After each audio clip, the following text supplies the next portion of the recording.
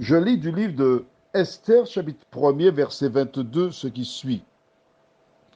Il envoya des lettres à toutes les provinces du royaume, à chaque province selon son écriture et à chaque peuple selon sa langue. Elle portait que tout homme devait être le maître dans sa maison et qu'il parlerait la langue de son peuple. Prions. Notre Seigneur et notre Dieu, nous revoilà une fois de plus devant toi pour lire ta parole, l'étudier et comprendre la guerre qui existe non pas entre hommes et femmes, mais entre le bien et le mal. Merci Seigneur pour la lumière que tu nous donnes. Merci de nous diriger. Au nom de Jésus et pour ta gloire éternelle. Amen. Au chapitre 1er du livre d'Esther, je lis le verset 1er. C'était du temps d'Assuérus, de cet Assuérus qui régnait depuis l'Inde jusqu'en Éthiopie sur 127 provinces. Là, nous savons qu'il s'agit de 127 provinces de l'Inde jusqu'en Éthiopie. Donc, des langues différentes. Et voici le roi Assuérus qui a envoyé des messagers, parce que cela a été rédigé en chaque langue,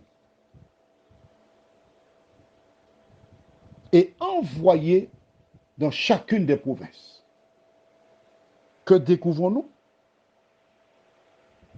Deux points importants. Le premier, que tout homme devait être le maître dans sa maison et qu'il parlerait la langue de son peuple. En clair, je suis un Guadeloupéen né à Saint-Louis-Marie-Galante. J'épouse donc une femme de Dominique. Je suis le maître de cette femme et je ne parle que français à cette Anglaise que j'ai épousée. Même si je touche quelques mots en anglais, je dois parler que le français. Parce qu'elle est mon épouse, je suis le maître, elle doit m'obéir et parler mon langage.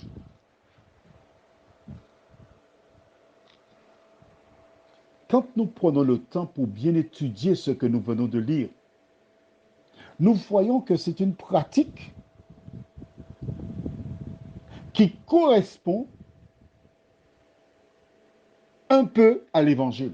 C'est-à-dire, le message que celles et ceux qui se disent chrétiennes ou chrétiens,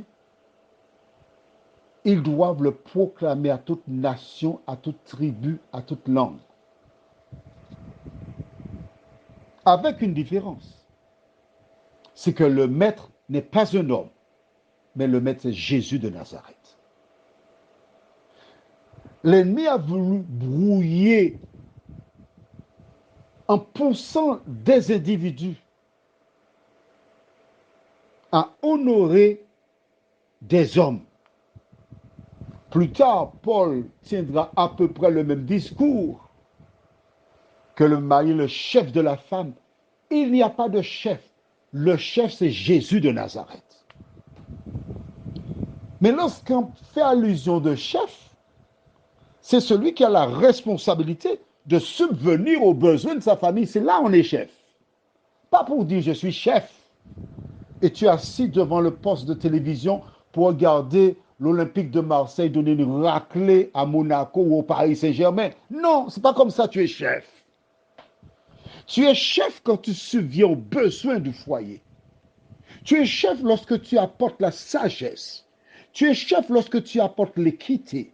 Tu es chef pour emmener la justice. Tu es le juge lorsqu'il y a un problème, pour former des caractères afin que demain ils soient en mesure de reproduire ce que tu leur as donné.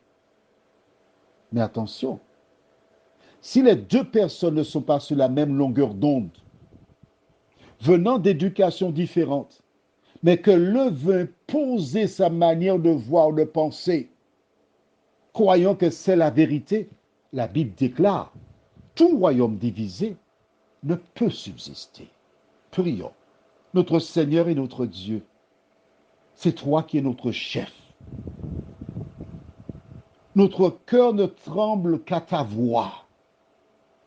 Notre seul devoir, c'est de lire ta parole, la mettre en pratique, de vivre pour toi. Merci de nous éclairer.